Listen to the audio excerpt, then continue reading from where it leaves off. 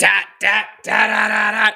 Good morning, everybody. This is Grant, and I couldn't be happier to be with you today. We're going to talk about what I learned passing out at the top of a mountain while hiking with Marissa, why on earth a bookstore clerk corrected me, and how those connect to the one most important reason you're out there. The one most important reason you're out there searching for your favorite job or your bliss through work or your bliss through art, to connect with the highest sense of self, the God consciousness, whether that's you, whether that's God, whether it's the divine. We're going to cover what passing out at the top of a mountain has to do with that, as well as why a bookstore clerk, why on earth would he feel it's okay to correct me, how these thoughts are connected.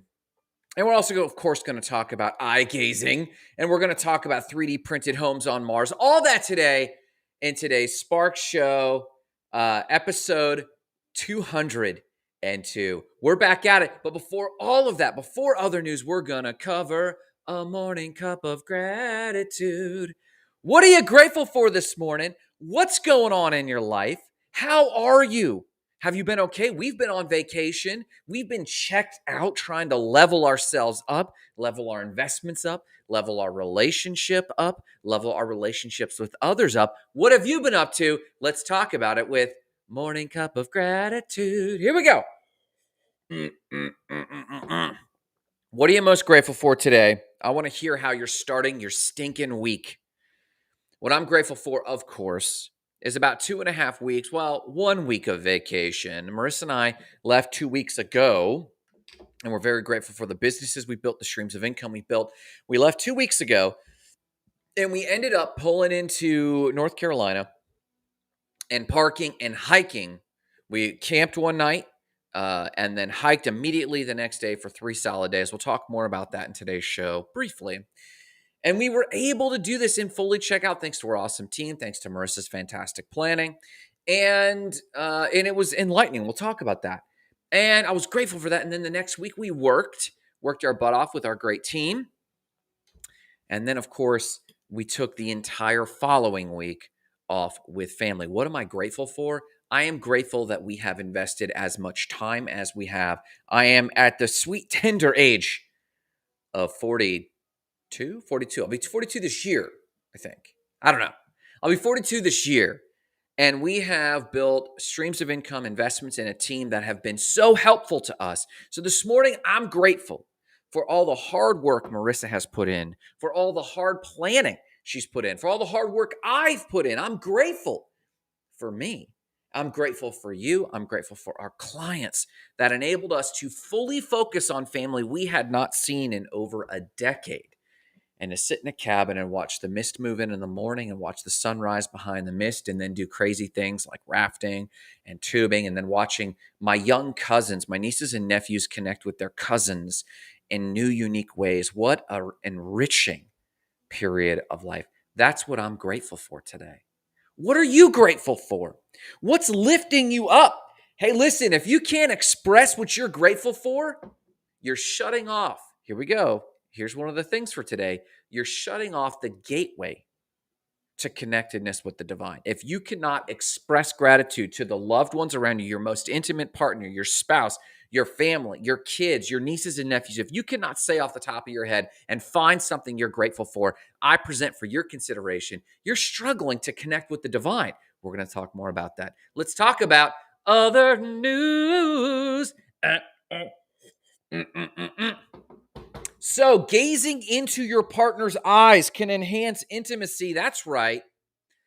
You know, you might have heard about the yogic art of eye gazing. Well, there's plenty of science coming back now that staring into someone's eyes for extended periods of time, not unlike this, staring deeply into your eyes, can cause an enhanced degree of intimacy and can improve your sex life. Hint, hint, for those who need help there.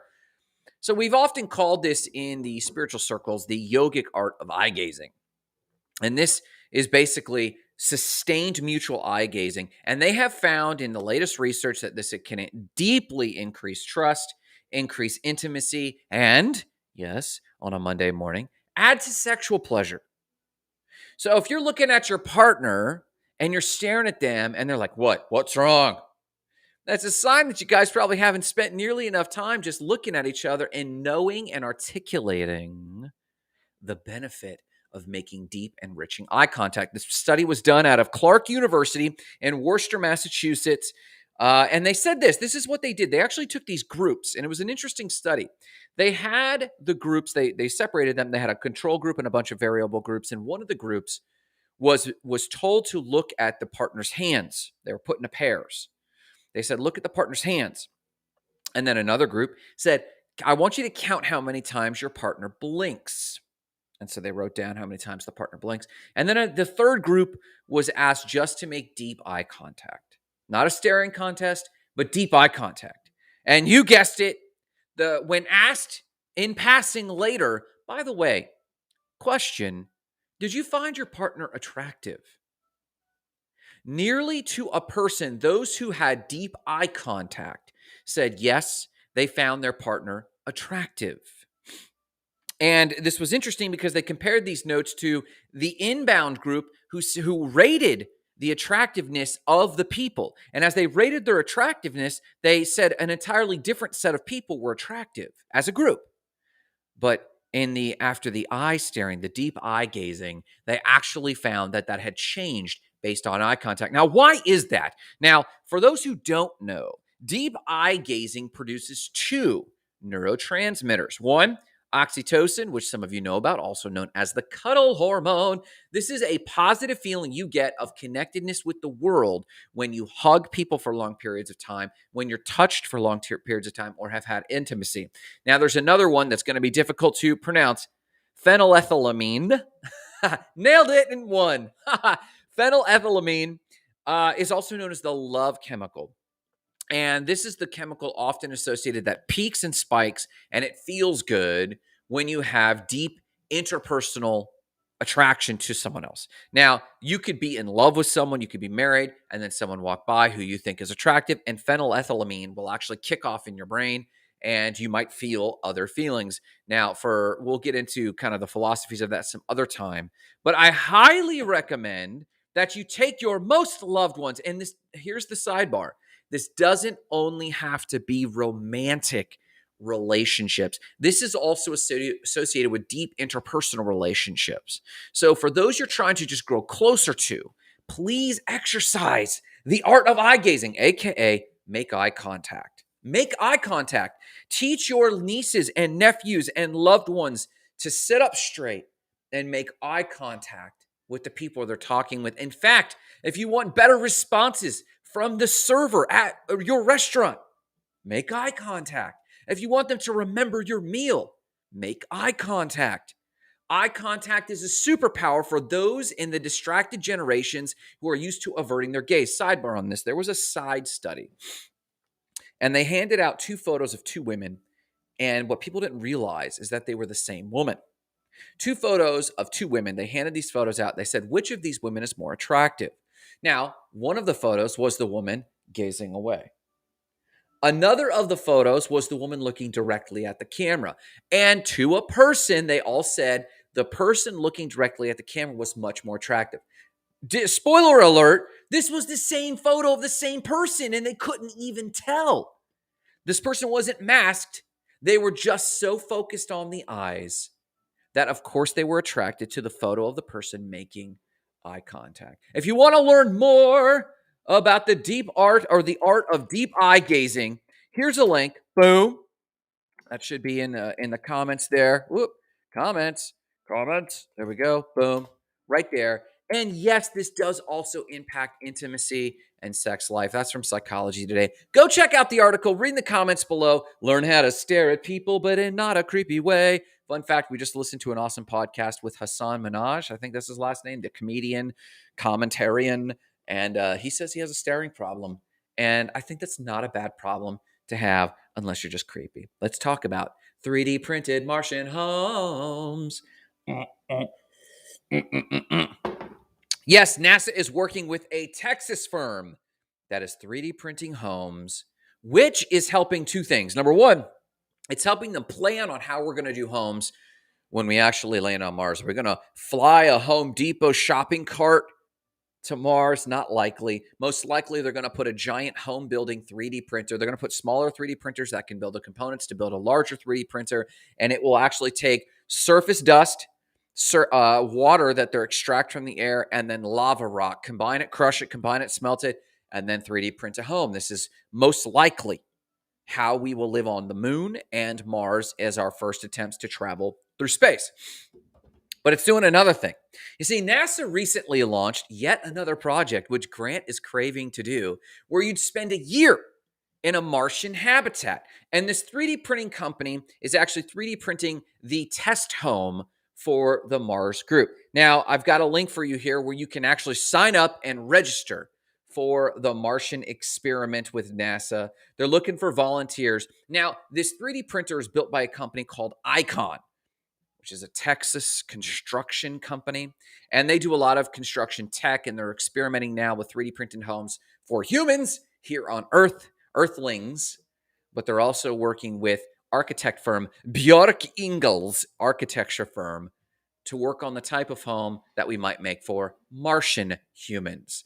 So that's coming soon. The 3D printer is known as the name Vulcan. Now, in case you were wondering, as so many of you are, I'm sure, you're probably wondering how many square feet is a Martian test room that I got to spend a full year with somebody and not lose my cool.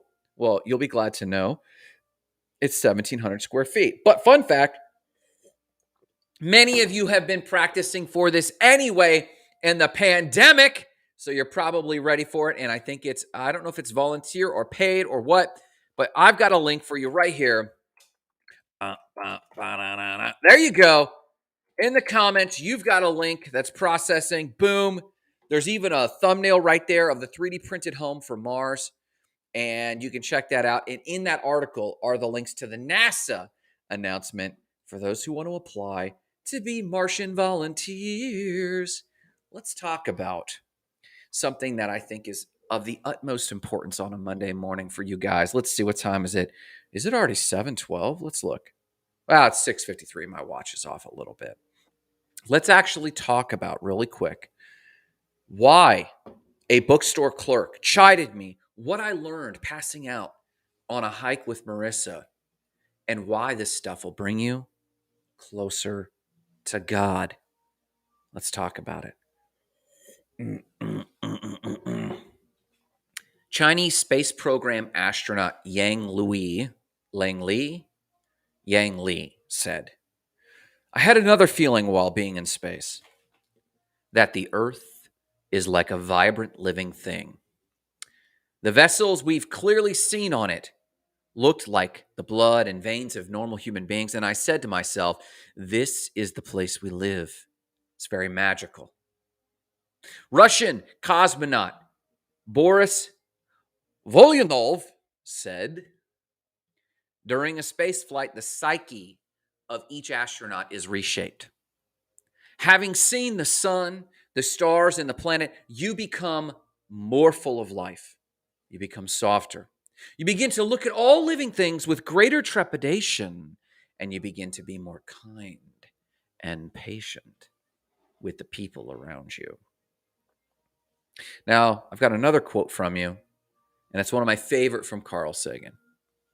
But before that, I want to paint a little bit of context. You see, writer Frank Wright said, he called this the overview effect. And this effect has happened with astronauts who go to space and look back on Earth and see what is known as the pale blue dot. The pale blue dot, also known as the blue marble. Oftentimes you've seen a photo, you can look a photo up called Earth Rising. And it's a photo from the moon an astronaut took of the Earth rising over the horizon on the moon and seeing the Earth and looking back. And so much awe has struck people who have seen this. In fact, nearly every astronaut has said to a person, "I'm blown away," and they had and described an existential moment. And I want this moment for you. Do you have to go to space to have what they call the overview effect? This is also known as big picture thinking. But Frank Wright, as he wrote about the truly transformative experiences involving senses of wonder and awe, unity with nature, transcendence, and universal brotherhood, nearly every astronaut who has gone to space has described this truly transformative experience where they feel closer to their fellow man and closer to God. This is why I talk about space and when we have our other new sections so much. This is why when I talk about God, I often talk about higher things. This is why when I talk about the things of philosophy and God, I'm not talking about your bookkeeping. This is why when we talk about philosophy and metaphor and imagery and iconography and what's going on in your soul, we're not talking about the SEO on your website or mowing your lawn. You see, the overview effect is the effect that seeing the universe from a bigger picture. We have seen the world from 6 feet high, from 5 to 6 feet high, our entire lives. And the earth looks just about the same no matter where you go when you're looking at it from 5 to 6 feet high. You can only see about 6 feet in front of you, to take the analogy of the car driving down the highway with headlights. You trust that the highway will unfold before you, but your real experience is only 6 feet in front of you. But what Frank Wright called out about astronauts is true for you.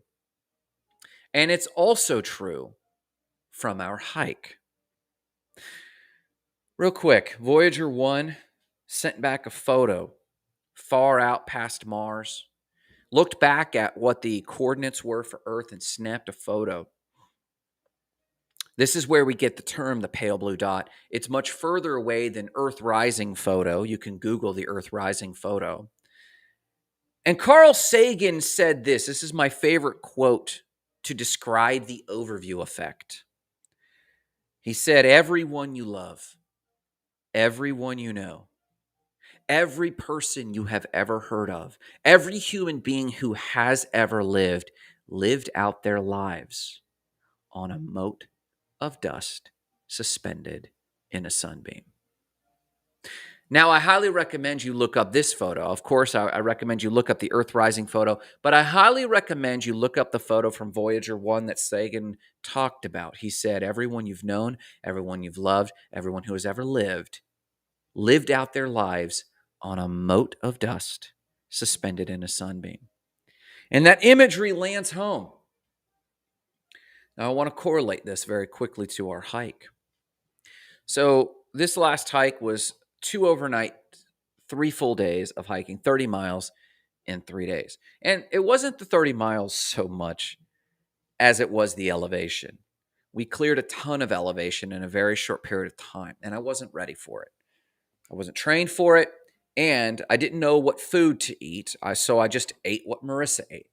Now, mind you, I'm maybe 50% heavier than Marissa, size-wise, weight-wise. And in only eating what Marissa ate, I struggled heavily up the uphills. So much so that on the second day, I'm not a quitter. On the first night, Marissa and I actually discussed turning around. And then we discussed and came up with a strategy on how we could move forward and bail off the trail if we need to, and call a taxi or someone to drive us if we had to. But I wanted to move forward. So on the second day, I pushed through. And it was going really well up until this last sprint, covering hundreds of feet of elevation in just about a mile or two. And we got to the top of this peak, and I fell over and blacked out. Now, I don't often push myself to blacking out, but I didn't want to ruin this for Marissa. Marissa was having a good time, and she wants to share her hiking with me and with the world. And this was my first true backpacking experience. I've gone out and camped, and I love camping. I've gone out for walks in the woods. I'd call them walks now. Marissa wouldn't call them hikes. I would have called them hikes. And I got to the top of this mountain, and I passed out. And I came to very quickly. We elevated my feet, and I came to, got some blood going. Then Marissa started feeding me M&Ms and crushed up Doritos, and my blood sugar started coming back. And in just a short amount of time, just about 10 minutes or so, I was back to feeling exactly who I was. And we had crested and decided to have breakfast at this outlook. And if you can imagine every picturesque photo you've ever seen of the Smoky Mountains or Patagonia, as far as the eye could see, it extended. And I've often questioned, Marissa, who on earth would want to spend 30 miles walking where you can't see hardly anything but the shrubs or the trail in front of you? And yes, it's nice, but who in their right mind would spend that much time for just 10, 20 minutes and seeing views? Now, the view is gorgeous, but the value proposition isn't there. Why am I only here for 30 minutes? Why don't we just stay up here? And we could debate the merits of hard work and payoff and all this sort of stuff. But it's the sheer value of the view. I mentioned you could go through life 6 feet off the ground and never really change your perspective. And most of you do that. Now, maybe once in a while you go to the Statue of Liberty, or you take a high rise in New York City, or you get in a plane and you go, ooh, ah. But these things happen once in a blue moon. I want to compare something very quickly for you. We spent the last week at a large cabin in the woods, and this cabin had a very similar view to the one I'm describing after I woke up from passing out. And then waking up from passing out filled with awe. And then, of course, the argument goes, why don't we have this view for a long time? We rented a cabin, in our family from New Jersey, and our family from San Diego, and our family from Virginia, and ourselves. We all gathered and connected for the first time in 10 years. And we were all up early because we loved watching the fog from the Smoky Mountains as the mountains breathe in the morning. They let off this gorgeous fog, which they call smoke, but that's where it gets its name, the Smoky Mountains. But it's just this awesome, dense morning fog. And as we looked down, we could see an entire stretch of valley where the swale gives way to a large dam, Fontana Dam. And the sun peeks out over one peak and then another, and then you start to see the silhouettes coming up. And you can stand on the porch and not hear anything for miles. The silence is deafening. You could hear the bears rustling in the woods. When we drive in the morning, you'd see deer and their fawns scatter. Now, I want to contrast this. On our drive back on Saturday,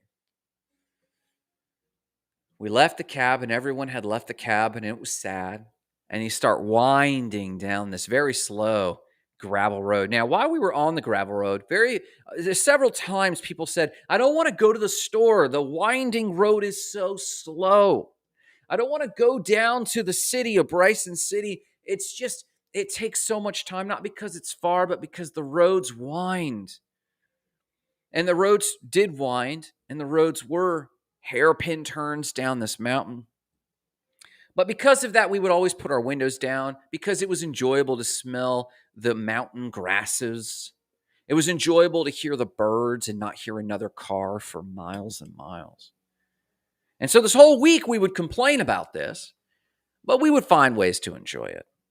Well, contrast that to our drive home. Once everyone had left the cabin, we were rolling down that gravel hill one time. We rolled our windows down. We smelled the morning grasses. We passed the beaver chewing kudzu on the side of the mountain. We passed the fawn or the deer and her two fawns bouncing away. We passed the gravel scrunching underneath the tires as we made these hairpin turns. Then we hit a little bit of a country road, and we passed the dam where my brother and I had jumped in the water and swam, not afraid of being bit by alligators or having to dodge snakes. We just swam in a mountain of what amounted to a lake, but it was a dammed up lake. We passed the misting mountains and the fog quiet roads and the silent train that goes by once in a while, the railway. And on mountains like that, I call it fog quiet. We passed this fog quiet mountains, and then we transitioned. You start coming out of the mountains and clear a pass, and the road starts straightening out. At first you think, great, I'm going to start flying. But then things start to get loud. And we're blazing down the Georgia, then Florida highway through the horn-honking Gainesville and the loud clattering restaurants and gas stations. And you have to start to wonder why we choose to live this way. Why do we choose to live 6 feet off the ground, and that's our view from living. Why do we choose to live 6 feet ahead of ourselves? We're probably just looking at our feet. I can see why Marissa loves her hiking. It's not about the work creates payoff. It's that the life we choose to live is so often so mundane that when we do come up for air, when our view is something other than 6 feet, and we can see out for miles and miles, and we can finally quiet ourselves to hear our brains and ultimately hear our soul, it develops in us something similar to what astronauts see when they look from space: the overview effect. And what the overview effect is a big, long, fancy explanation and stories to describe something called awe. Awe. Do you remember what it's like to be filled with awe? If you've been around Spark at all, we start with a morning cup of gratitude.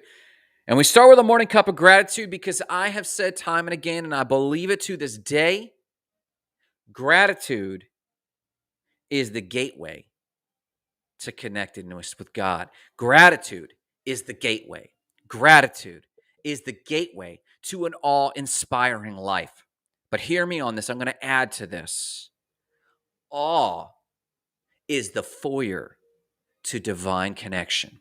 If you want to live in your bliss, as Joseph Campbell said, if you want to live a life of awe-inspiring, of connectedness to God, connectedness to the divine, you cannot help but first enter through the gateway or the doorway of gratitude, and then pause for a moment in the foyer of awe. You can't feel awe if you don't feel gratitude, and you can't feel divinity if you don't feel awe. If the world is not awe-inspiring, and by awe-inspiring, I mean ground shifting, you're not experiencing awe. You're just experiencing something cool. I read a definition of awe from the article from Awestruck. It said, awe-inspiring experiences make us happier. They help us to feel more connected to others and lead us to act with greater kindness. Moments of awe can boost our mood, improve our work performance, reduce the stress responses in our body, and even decrease cellular inflammation. To feel awe-inspiring can decrease cellular inflammation. Awe can make us more creative, less stressed, more curious, and physically healthier. Awe can make you feel healthier and reduce cellular inflammation. I want you to think about that. Why can an astronaut look back at the Earth and think, oh my gosh, I'm more connected? Why can Carl Sagan say everyone you've ever lived grew and lived out their lives on a mote of dust on a sunbeam? And the overview effect creates such awe. Why do people like Marissa get addicted to hiking? And why I can say in my final analysis, I loved it. I want to be better at it. I don't want it to suck so hard in the grueling moments. I want to be healthier. But I do want to spend more moments in awe. Why do people get addicted to travel? They're addicted to searching for and questing for, discovering places that cause awe. This is a mechanism in every single one of us who search and crave for divine connection. You know, I often talk about prayer and dreams and hearing the voice of God, and I feel bad sometimes because Marissa will confess she's never had that experience. That's okay, because she has connected in her own way. So many people have not had the religious experiences I have had through fasting and prayer and meditation, but they've had their own. And every one of us has a radar, has an internal geomagnet that points its compass towards a quest for connecting with the divine. Some people will do this through drugs, drinking, binge. They'll be so hurt that they'll numb themselves because they live a mundane life and know that they quest and crave for something connection, some deeper connectedness. and they have no outlet or no connection point for it. Others, like Marissa, hikers, the religious, they have found their way to connect. I was in a bookstore yesterday. We found this book we were looking for. We went to the counter, and there was a gregarious person at the register working hard, checking us out. And he checked us out and he handed us our books, and I said, awesome. And he said, whoa, very charismatic fellow. He corrected me. He said, that word should be used for things that are truly awe-inspiring, big things, huge things. We used to use this word for big things, huge things. You purchasing these books and checking out, that's just okay. But it's not awesome. There are other things that are awesome. He was a steward of this word. He was protecting an experience, not just the word, but an experience. He wasn't just being nitpicky about my language. He was trying to be a guardian of that which is awe-inspiring. So my question for you on a Monday: are you calling things awesome that aren't, that are just okay? Are you increasing your expectation for encountering more awe-inspiring things? Are you prioritizing in your life your money, your resources, your time? When I ask you about your goals, are you prioritizing to feel more awe-inspiring moments in your life? By proxy, feeling more gratitude, feeling more connected to God, feeling more connected to the divine, to the ultimate consciousness, the ultimate bliss experience you want. Are you prioritizing that? Look, on a Monday, I want to encourage you. Unabashedly seek moments of awe. Unflinchingly start with gratitude. Gratitude on a journey. Gratitude is when you're packing your bags and you're saying, I'm getting mentally ready. Awe-inspiring is where you're driving around and looking and pulling into place and going, that's cool. That's cool. You're pulling off in rest areas going, that's awesome. You're pulling into a mountain cabin and going, this is cool.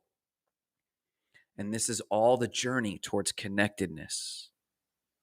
When you find that place that makes everything stop inside of you and finally connect. And I want you to unabashedly prioritize these things, because I want you to know every single person to the left and right of you, every person in your house who's just waking up on a Monday morning, every person you encounter in work is dying inside, craving, languishing, because they're seeking a deep, significant, meaningful, blissful connection with the world and with people around them. This is why with State of the Spark, we say spark, ignite, explode, radiate. Radiate is connecting with God by connecting with others. And back of it is this process of gratitude leading you to awe, and awe leading you to connecting with God. Real quick, Jared Yates jumps in and says, wow, this show is awesome. Totally resonating. Thanks for leading us toward thinking about and living in this powerful idea. Jared, good morning. I hope you're doing great. Thanks for stopping by. I encourage you to go back and listen to some of the teachings about the pale blue dot, what Carl Sagan said about awe. I encourage you, thanks. And more than anything, I encourage you to have a killer Monday. Listen, if you need any support out there, my friends, you're more than welcome to visit us at the Facebook Goals and Gratitude group, where we can carry on conversations like this. Like-minded people who want to talk about things like this, the things of God, the things of awe, the things of success, yes, and your business. If you need tools and training, you're always welcome to check out State of the Spark. But no matter what you do today, remember the mission: igniting lives of explosive significance. Have a great day.